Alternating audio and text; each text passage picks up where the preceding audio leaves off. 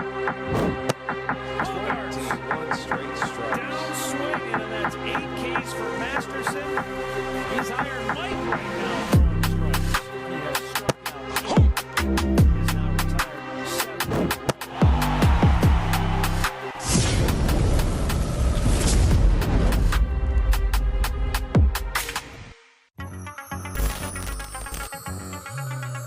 Ladies and gentlemen, welcome to another episode of the Justin Masterson Show. I'm happy to be here. I'm Justin Masterson, but of course I'm not by myself. I got my guy, Mr. Matthew Zappasodi is back in the house. What's up, party people? I didn't leave too long, but I almost got booted. And you know what? If I do get booted, I'm just throwing this out there. You had a great co-host last week. Meryl, you did a killer, amazing job. So had a lot of fun listening to you two. And yeah, I don't know. Fans, I think that you should convince them to get their own show. And it could be the... Now, see, I told Meryl, I think you need to get your own show. Oh, just Meryl soloing it. I mean, not even if she's solo, but finding her guests. You know, she loves listening to the Sadie Robertson, whatever her last name is now, and she'll have these different guests on or whatever. And I'm like, babe, I think you could fit that perfectly. I mean, you talk, you hold the conversation. I mean, she held most of the conversation, which I didn't mind. She was like, I talk too much. I was like, no, it was the point. You're the guest. You came on. I wanted to hear your stories. I wanted to hear what you were thinking about. And then I just navigated in between on some of the things that we were trying to accomplish. Sounds good, Meryl. I think you should do it. And I guarantee you your episode will probably be the most watched by far. So if that tells you anything, gives you a little boost, we'll see. Yeah, let's see. Which I should probably maybe put some social media posts out there to allow people to understand, like, hey, you need to come listen to this and hear it. It's not just the Ren and Stimpy show, or what do I call us? The Pinky and the Brain. Pinky and the Brain show. Yeah. Ren and Stimpy. Yeah. Okay. I see that. There we go. But we are. Oh, I don't know. I'm just here hanging out. A lot of fun. We're in the midst of Fight Club round. FC 414 we got here.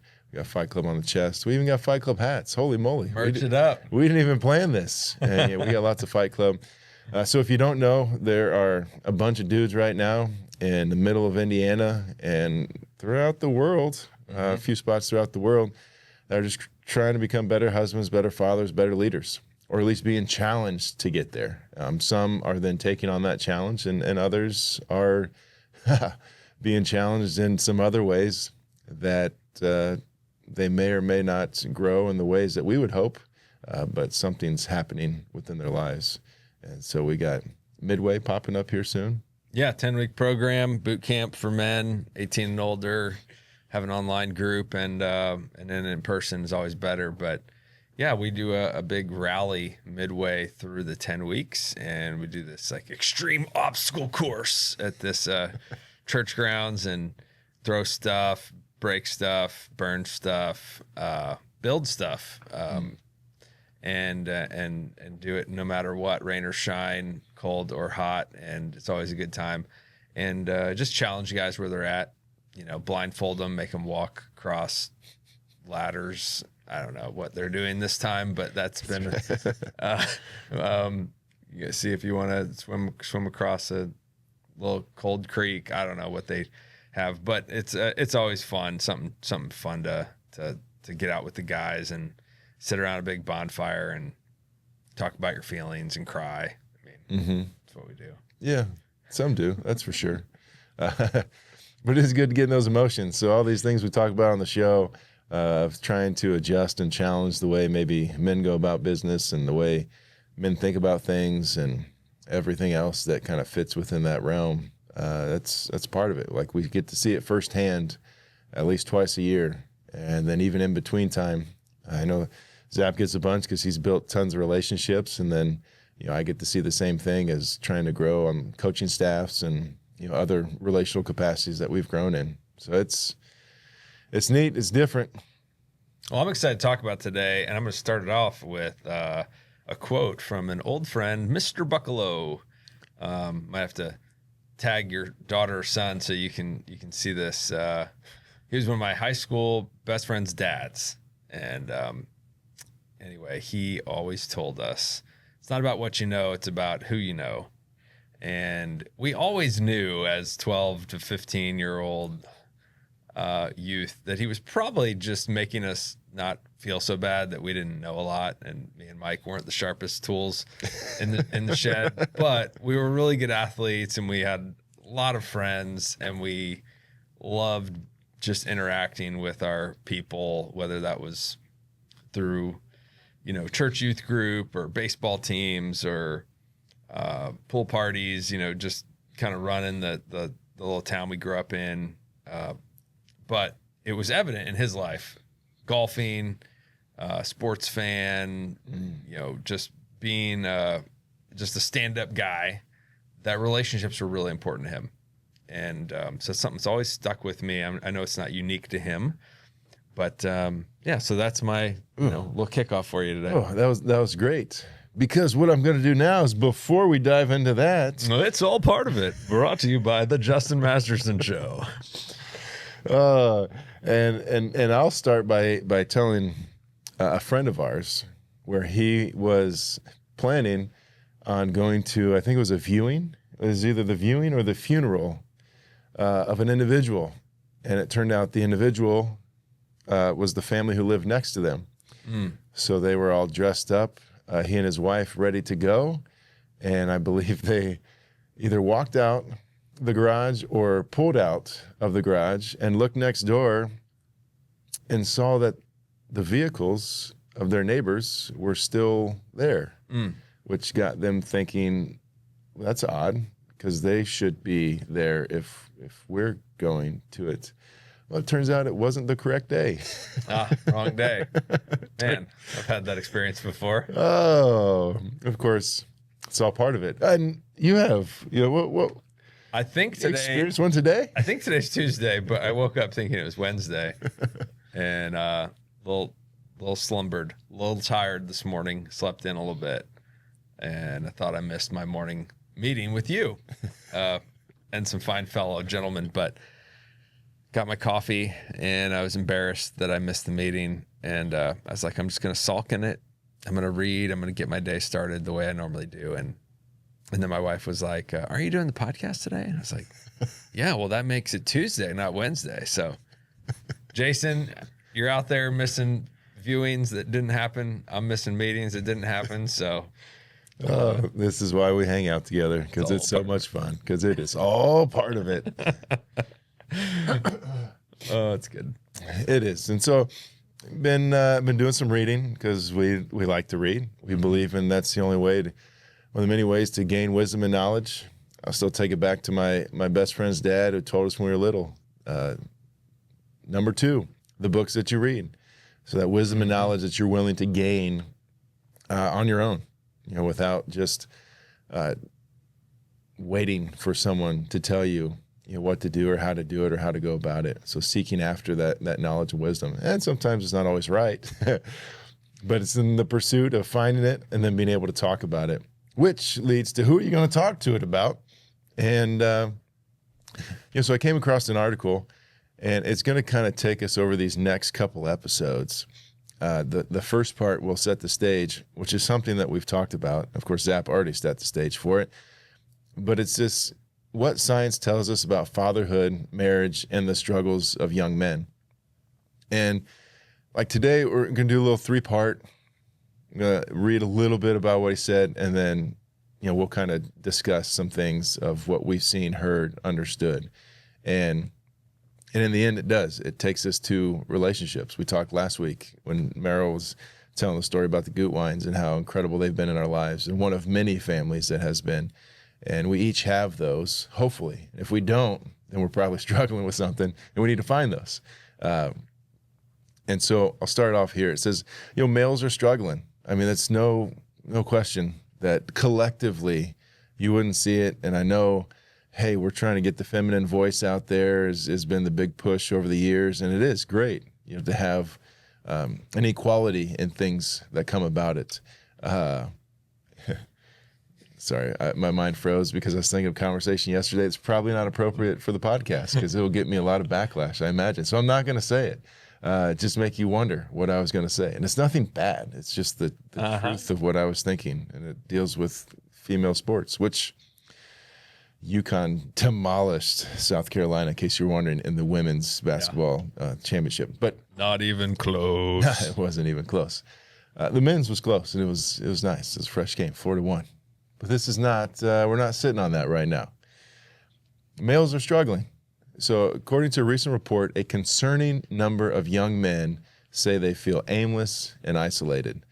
They're much more likely than females to be living at home and they're with mom and dad in their 20s and 30s. Girls are graduating at higher rates. We got in high school and in college.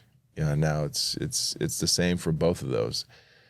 But I want to hit on this a little bit where it said a concerning number of young men say they feel aimless and isolated. Now, personally, it would be tough for me to relate as a young individual to ever feel like I was aimless and isolated. I was highly loved. I talk about it all the time that my parents did a great job of making us feel loved and cared for and taken care of in all that we were doing. I always felt like I had purpose. I mean, honestly, from a young age, kindergarten, I wanted to play Major League Baseball and tell people about Jesus. And that thing has never wavered. And I don't know how or why, but my journey of baseball, probably because I continued to be good at it, that I kept playing. And then, of course, basketball came in. I wanted to play in the NBA for a little bit, too, when I was in 8th grade.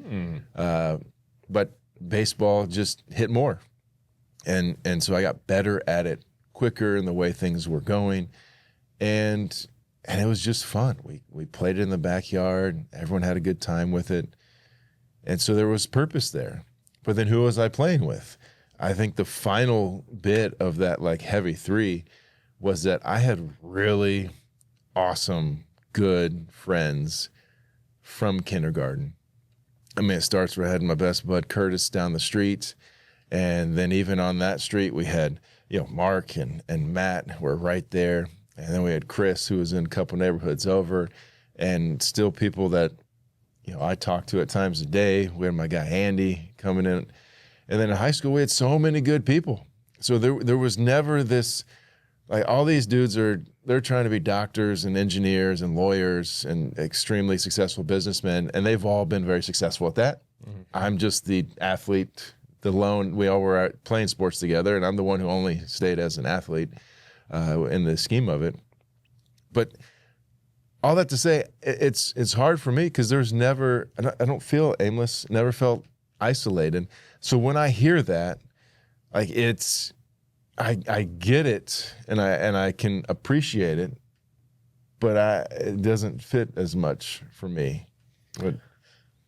Well, a lot of men do struggle. A lot of people do struggle with this big topic, this purpose, and this isolation. And it's, it is. It's, maybe you got some guys out there that are like, I've tried different things and I found your podcast and I was hoping you would tell me, well, today might be your day, guys.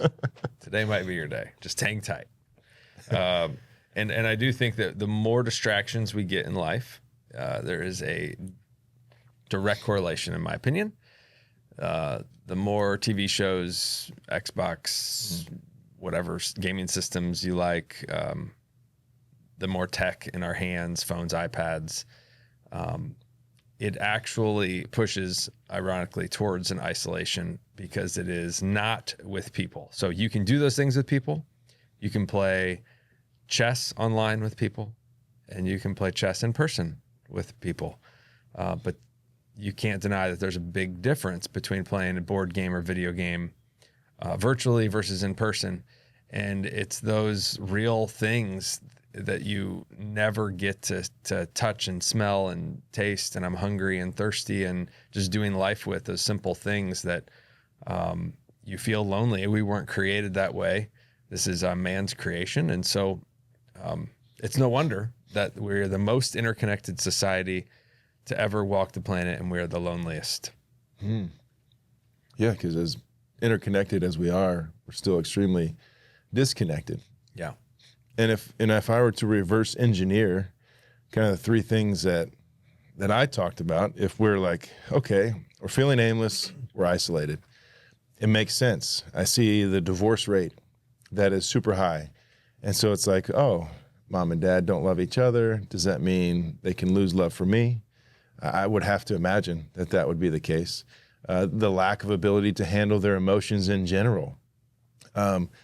Yelling and frustration. I was speaking with someone about the idea of the scare tactic, if you will, kind of the yelling and screaming to get people to do what you want type of idea, which I guess I talk a bit about when it comes to coaching and stuff. But it's on that verge of, that narcissism.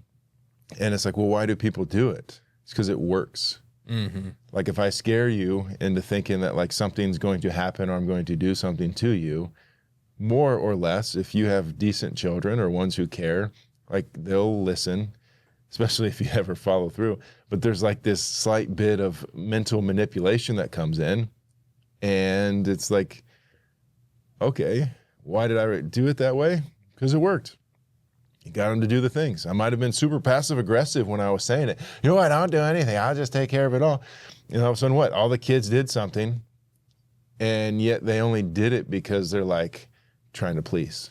They're trying to like, okay, how do I keep the peace? How do I make it okay in here that there's no problems? And it works and it's effective, but there are issues with it. And so when we think about that, it's like, okay, I bet many of us have some sort of narcissistic parent in our life who have manipulated us in some way, shape, or form, which is why we take on that form. And so to like stop that becomes a challenge, especially when you could look at a picture and you could see, okay, this is where it started. Okay, this is who kept it going.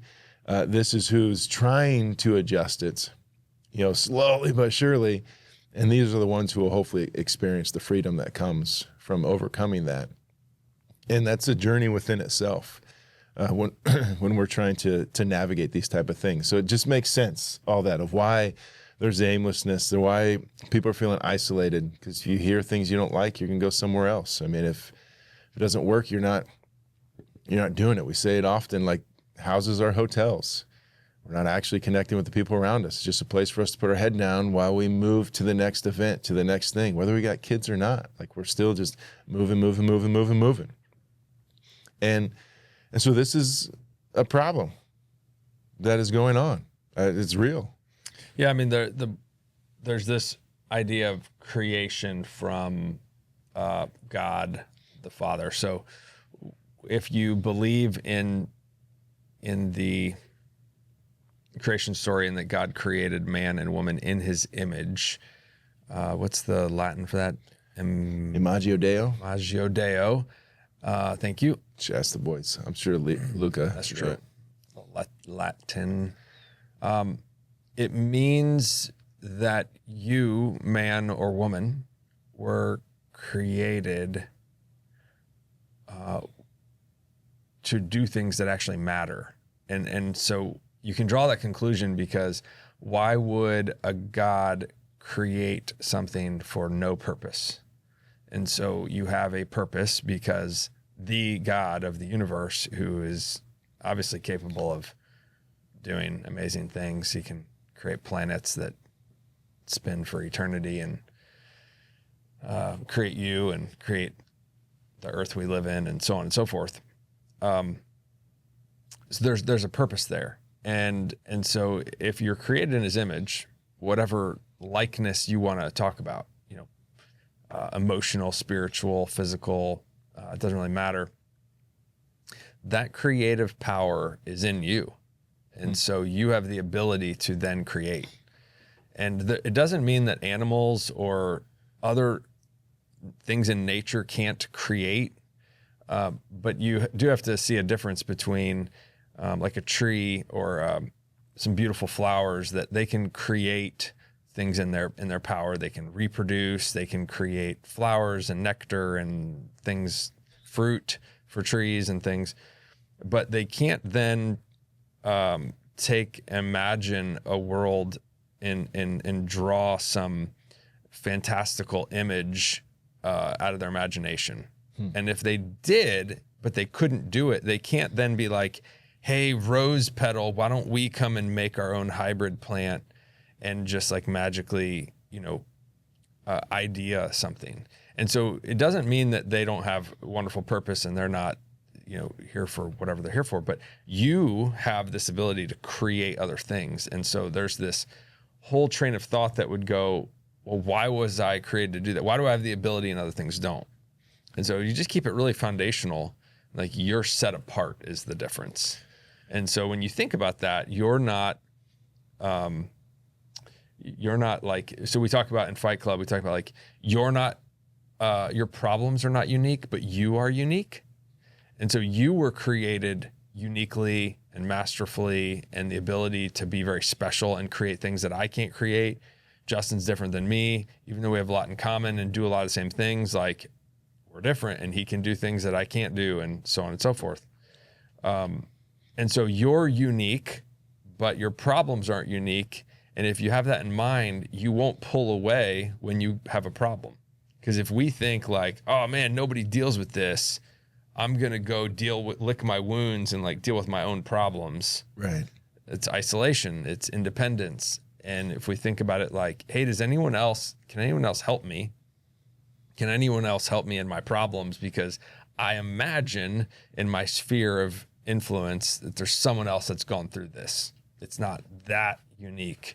And if no one has, go out another level of relationships till you can find someone to help you. And even if it is super unique, you'll find that somebody else is going through this. Like when we find my wife is dealing with lupus, and then you start talking, you're like, oh, that person, and then this person, and this person, and that person.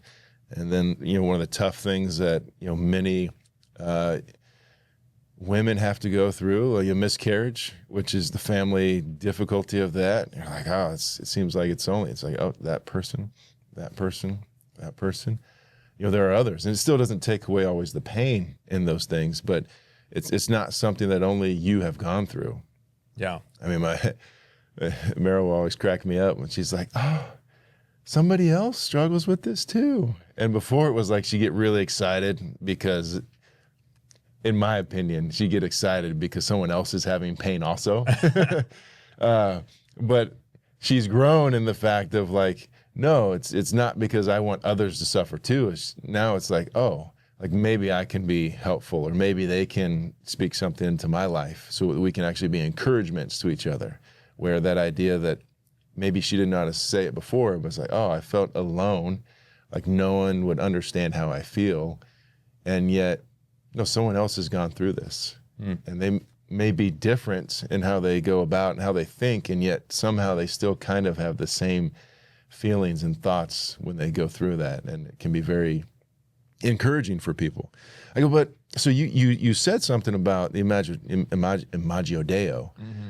So if we're talking about made in God's image, and so you matter, you have purpose, like you're here, for a reason, impact lives in a positive way, to be an example, to show the love of Christ to those around us. But it's set apart. But it's also difficult. But when I'm in church, man, all the time they just be telling me how bad I am. So how do I, like when I think about it in the coaching world, I would never set up, like if you came into lessons, like my first thing is not going to be like, Zap, like you're so bad. I need you to understand how bad you are so that you will listen to me. Like I get it. It's like what I was talking about before. If we're trying to manipulate people, like that works because I want you to do what I do. Now, I know that you're struggling and you're missing out on some things, but I don't think you're bad, because if I thought you were bad, I'm not going to work with you. You know what I'm saying? I will say you are broaching morally good and bad, which a church would say, and you're talking about also performance good and bad. But I'm with you in the analogy. It's not that far to connect the dots. Right, but see, that's the thing. You have to take your mind, like you're mentally going morally good or bad, this good or bad. Yeah. And so, but to the regular person who's doing these, those all fit in. Like if I tell you your performance is bad, you're going to think I'm a bad person, right? Yeah, that's very true. Yeah, good so point. Yours is a good point also, but like that's what's coming in. So I'm saying majority of people are just popping all this together.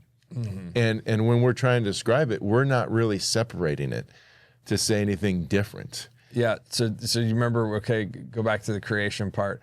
So once they were created, they were set in a garden, whether again, metaphorically, real, tangible vegetables, it's irrelevant. They were put in a place, and then God said, I need you to take care of it. So I need you to work. I need you to tend to the garden. Okay, so go back to this origination story. There's real work that he asked them to do, and define that how you want. But there was some production that needed to take place, some tending to the garden. So if you think about that, you're given an instruction from your coach, your parent, your God, and you don't do it. So we just didn't do it. Yeah. Okay, whatever. I didn't go home and do your baseball throwing drills, and I didn't practice where my hands should be, or like there it is. Yeah. Coach Hutchin.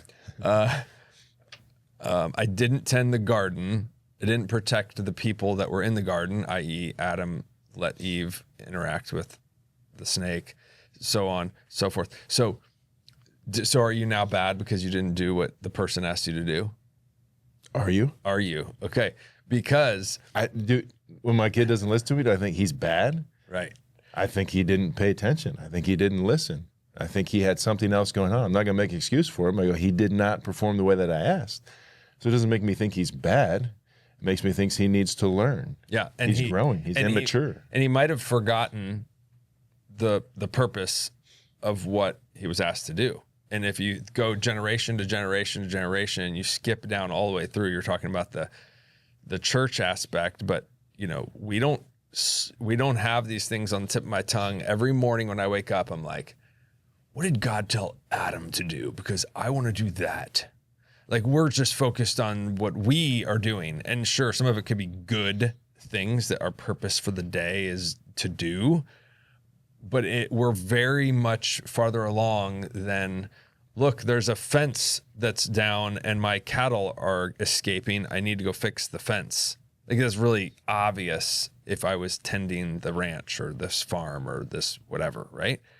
So you think in these terms of, what am I here to do? Well, if you are not doing what you're here to do, then therefore you're going to think you're bad. Someone else is going to view you as errant. You're wrong.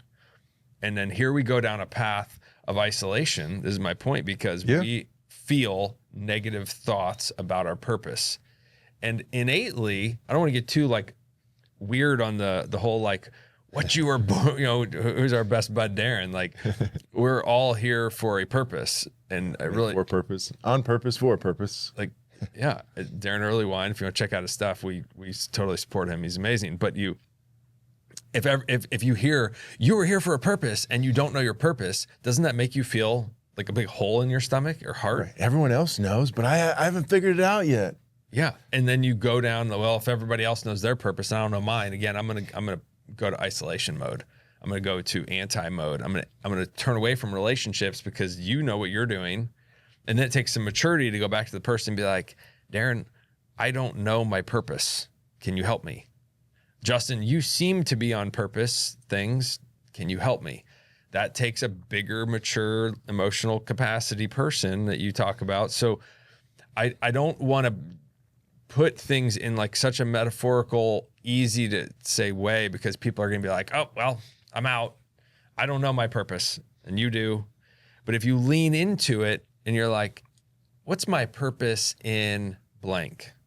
And you break it down to the kind of the origination. Well, why'd you start it? Why are you doing it? Why are you married? Right. Why, really, why are you married? I don't want to go too far into this, but why are you married? Mm-hmm. People are like, because I love the person. That's not why you're married. I don't believe that. You can love 1,000 people. Well, it's the one person I want to commit my life to. Okay, great. What do you want to commit to? What do you want to do with the person? Like, why do you want to do things different? Well, I wanted to have a family. Okay, boom. That's why you got married? You can have a family without getting married, but you decided you wanted to get married to have a family.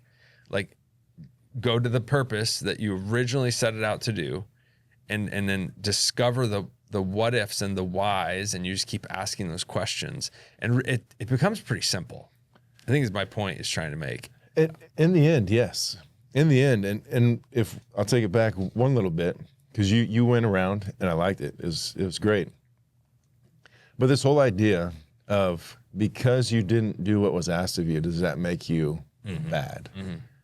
And I would say that the one part you skipped is when God made them, right, and put them in a garden, and he asked them to tend it. But before that, he said it is good. Mm. He didn't say that it was kind of good and he needs to work on it a little bit more? Nope. No, he's a God who knows when enough is enough, and said it is good. And so in this whole scheme of things, even if we were trying to get back, so say you're high religious background, which probably many of our listeners are, trying to get back, like, well, why would I get back to me being not good? As many people have tried to tell me, like, I got to remember how bad I am in order to move forward. Whereas no, it's like, no, oh, God made you to be good. Like he put great things in you. Now there's a part of you that this part of you that wants to, like, that doesn't listen. It doesn't wants to rebel. Wants to rebel. And so when we're living out who we are to be, there is goodness in that. And when we're not, then the goodness isn't there. And of course, if you want to, you can check out Daron Earlewine. He's got a spiritual DNA thing that kind of helps you figure it out. He may have changed the name of it, but that's what it used to be called. And then we got our guys, Wayfinders. Right up there. Wayfinders, activate your purpose. And they have a life mapping that just helps you understand what God's put in you. Like, what do you like? What are the things that are already within you that you enjoy doing, that you appreciate, and some you maybe haven't thought about? And so when you have these frameworks and things that help you to just think through, they ask questions, help you to understand some stuff about who you are, what you enjoy doing, because all those things are not bad. Now, there are some bad things that we do, but all the things that are put within us and the drives that are within us are not all bad. Like, not every single person is going to have a heart for men's ministry. Now, many men will have a piece of that, and then they join on, but they might have some other things. And so it's just, those are the ways that we can help start to try and help people get away from feeling aimless and isolated. Because, they offer some solutions where, boys should start kindergarten. This is the scientific. Boys should start kindergarten a year later than girls so they can catch up. And, we need more male teachers in schools, which, it's great. There's role models and stuff like that, because many of the style is suited more for the female learners rather than the boy learners, who maybe, if you don't have the right teacher, which, shout out to, like, my people at Thorpe Creek Elementary, where so many great female teachers who have learned how to deal with young boys. And some people would see a little bit of chaos in some of those rooms, but they're willing to allow some of those boys to be able to move and groove, and yet still, like, reel them in when the time is right. And for some of it, which we got a few guys, high school boys, where college degree is not the only path. More and more got some trades where trades have been lost a little bit. Got a few boys who are going the trade route, and there's no stigma in it. There kind of is for some people, but there's no stigma in that. But so to get to the heart of why men report that they are aimless, it's a question we kind of already talked about, but the article asks it. It's important to ask the question, what is it that makes life meaningful? And he would say it's a tricky question because concepts such as meaning, satisfaction, happiness are often defined differently by different experts. But it made me wonder, like, what makes life meaningful? Are there universal things like the desire to be wanted or needed, whether we think we want that or not? The desire to be loved and respected, as we've talked about, or the desire to be seen and yet still wanted in the midst of that? It's a big question. What makes life meaningful? And I think you hit a lot on that. Well, I was trying to show that you can get get to that answer and not have the full answer, because we all do have a purpose. And then if you really want to, dive on this subject, I did a study on men that don't, what is my micro purpose in life? If I can help define your macro purpose, I think you said for you, it was like being a positive impact on people. lives in a positive way. Yeah. So that's your big purpose. And then how you go about that might be your micro purpose. So my big mission in life might be slightly different than yours, but God gave us all kind of a commandment or a purpose. Like, why are we here? People want to make this question to be like really scientific or mathematically difficult to understand. And I just don't think it is. I mean, we're here to love people and love God. And if you don't believe in God, then you're here to love people and love the things around you, earth, I don't know, whatever's clever in your mind of nature, I guess. But God commanded us that through Jesus, love God and love others. And so if you think about like, okay, well, how do I do that? So, granularly, I'm going to do that through my family. I'm going to do that through raising my children with the ethos that I want to instill in them. I'm going to blah, blah, blah. And so I want to provide a working environment that is safe and productive and helpful to the people that work at my company.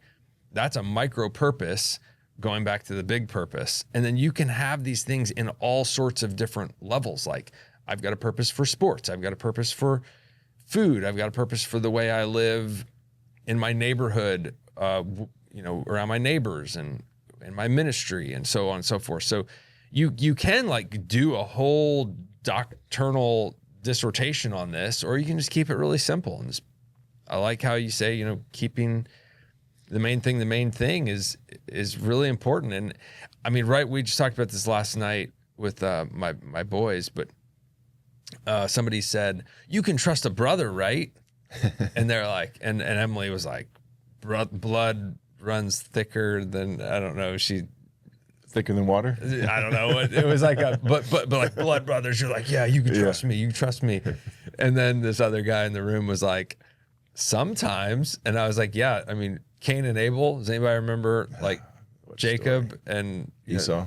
Esau. It's like the two giant brother stories like turned on each other and basically, Cain literally killed his brother. So we have this idea of like, I want to believe that things are just simple, and like my brother would never turn on me and I love him for life and we're just so tight. And then when things that are really foundational start to crack, it cracks our whole mentality and our foundation. And I think that starts to break people's purpose in life down very quickly. You had a close relative die. You had the significant trauma happen to you as a child. And it just starts to like break down your purpose and why you're here, because you can't connect those back anymore. There's something really broke.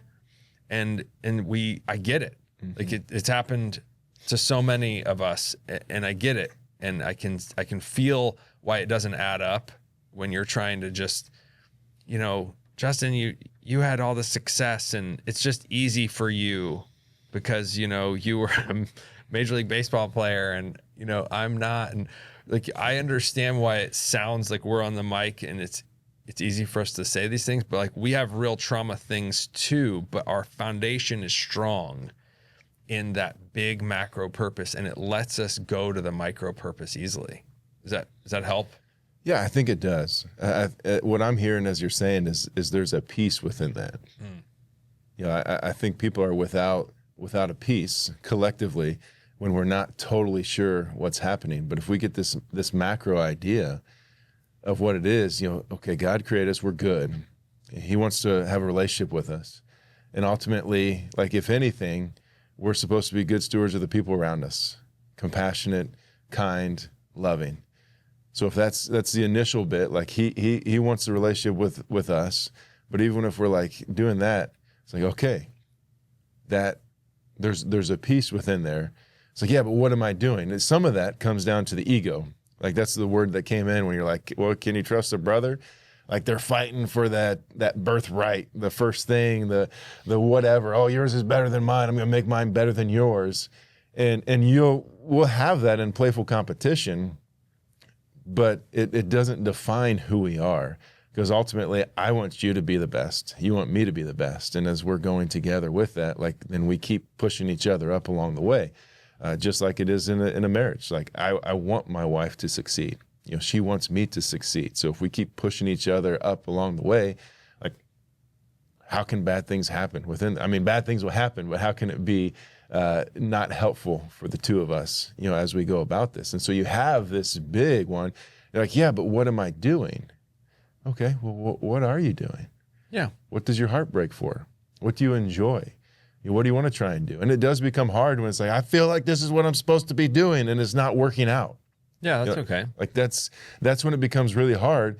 But the piece of the overall bit of it, okay, you went about it the right way. This isn't working right now. So let's go to something else. Or God made you really tough to keep grinding on it. You know, because a lot of people aren't. Keep grinding, or the ego. This is where the ego clicks in a little bit too, as you go, yeah, but like I'm doing this and I don't mind it, but it's not as, it doesn't put me in front of enough people. It doesn't, when I step into a room, people look at me and elevate me. We may not say those exact words, but I think subtly it's like, oh, you do this? And then, oh, I don't want to tell anybody what I do. It's like, but don't you kind of enjoy what you're doing? Well, I do. Well, then just take ownership of it. Like stop worrying about it. Like, oh, you just are a stay-at-home mom or a stay-at-home dad. And it just seems to devalue it. Like, no. Like there are great things and you don't have to like prove it to everyone. Well, didn't you know that I did this and I went here and I had to do this and I did this? Awesome. Like, yes, those are great things, but you're still trying to justify everything in your own mind. Just enjoy what's in front of you. Just know that one, you are loved, you are cared for. And now that gives you the freedom to do what? To figure out what's enjoyable and then go and impact lives within that. And so all of this, what hinders on what exactly you started the whole podcast out with. And we'll say, if there's anything that sociological or psychological, science has taught us, wrong one, it's that relationships. This is not just me saying this. This is not even just Christian perspective. This dude's coming from science. I don't even know if he's a believer. Relationships are the most important factor to leading a good life. You got this professor who said, other people are the best antidote to the downs of life and the single most reliable up. And likewise, this Harvard psychiatrist said, who directed the longest running study on adult happiness for 30 years, he concluded that the only thing that really matters in life are your relationships to other people. And I'm not going to go through it right now, maybe at some other time, but we have this tool that we like to use called the capitals. And it has 5 capitals. And you got, spiritual, relational, physical, I always get lost. Financial, and there's one more that... one of them. Did I say physical? Yeah. Okay. Well, there's one more that I get lost in. But this idea is that one, so many people get what? They just feed into one of those. And maybe that's the financial. And so what do they use? Use every other capital in order to satisfy that one. And yet the value of it is spiritual will be the highest, and the second would be relationship, that relational capital. And yet so often we use those relationships to get the other things instead of using the other things to build into those relationships. And so if we can find that somebody else, not even just in our biblical Christian perspective, that the only thing that really matters in life are your relationships to other people. Now, of course, we know the relationship with God is the greatest of whatever, but if we're here physically and we know that these work, well, then we use the capitals of things in our life to what? Try and continue to build and foster those relationships. And so that might be, you gotta be willing to look like a fool to be with people. You might have to put yourself out there. Like, I don't have any friends. I stink at making friends. And it's like, well, it's probably because you're not willing to step out and make some sacrifices in your life to see what else. yeah, well, then they just step on me. It's like, well, then there's some other issues in there of some self-confidence and understanding who you are as you build this. And then you can speak your opinions and what you understand to be out there. Because it can be difficult. But if you really want it, it's like, wow, like maybe you would adjust your job in order to give you time to hang out with your family and other people. Maybe you take on something that would then allow you to spend more time. Because sometimes we got to force it. I mean, this podcast, we keep it going. People are listening or not, but it is one day a week where we spend some time together. I'm not saying it's the only reason we do it, but there is a big reason of like, yeah, we like to spend time. We have busy schedules, and this forces us to be able to come together. We put it on our calendar. We're like, this is valuable enough that it is having an impact, but then it brings us together. And what other things are there? Like I'm on a coaching staff where it intentionally allows me to be with people. I did summer team where I don't really want to play all these games, but it's allowing me to intentionally be with certain people. And it's hard at times, but it is well worth the sacrifice. Time is the fifth capital, and that's the one you're trading. We got reminded Monday, if you're on the Lead the Week email from Fair Warrior about time, and you have only so much to trade for what you want. Sleep, relationships, money, all of those things are all traded for the amount of time you're willing to put in it. And so I challenge you to go trade in some time for relationships. And if it's going to cost you some money, if it's going to cost you some ego, if it's going to cost you some heartbreak, because not all relationships work. I'm talking about just friend relationships hurt. People hurt people, and hurt people hurt people. Yes, they do. So, it's going to take some risk, and most likely that person is eventually going to let you down or die. And so just the reality of that makes it a little dismal, but I promise it is worth it. And in the end, what else are we here for? And so, hey, here's the good friends. Ooh, yes. And I'll finish with this. Take a moment, take some time to spend some time with a young adult in your circle. Actually, maybe if you're not old, spend it with an old person in your circle who needs it. But take some time to see if you can get with somebody intentionally. And maybe that's just your kids. Maybe you don't spend intentional time with your kids, and it might start with them, where you can do something intentional. Be where they're at. Be around them, not get frustrated and like, well, they're just up in their room doing this. Go say a little quick hello. Sit, but don't look for that most meaningful conversation that's going to come. Just let them know that they're seen and heard. And I bet by you going there and not looking for anything out of it, it will also boost you in the way that it goes, so that we can give some love and feel some love in the same ways. And use those capitals, and we'll talk more about that another day, but use those capitals to invest in those relationships. Well, that's it. Masty at thejustinmastersonshow.live if you want to give us some feedback and get a free t-shirt. Please do. On behalf of myself, Mr. Justin Masterson, and my good fella, Mr. Matthew Zappasodi. See you next time. Peace.